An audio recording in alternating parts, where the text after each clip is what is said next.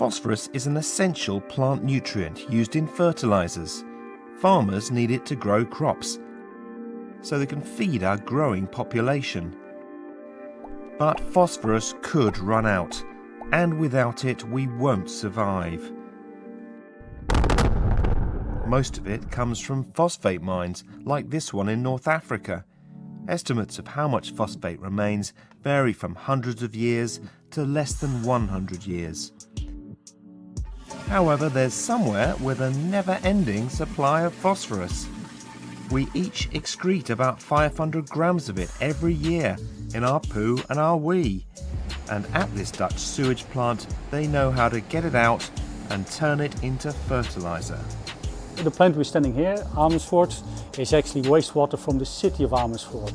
I see people not as people, but more as phosphate producers. Bacteria eat the phosphorus in the wastewater.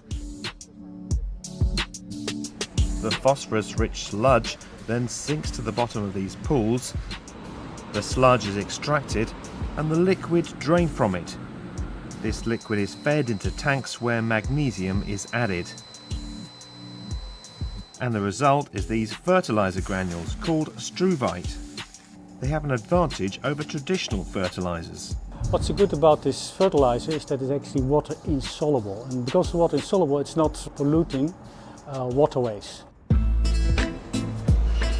But there's also phosphorus in the solid waste.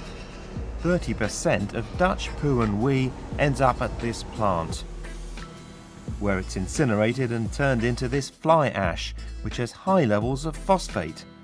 And this fly ash, we collect that and we use that, for example, as a filler material in asphalt and in concrete.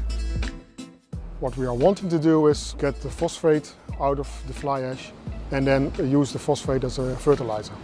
And that's a technology which is not quite there yet.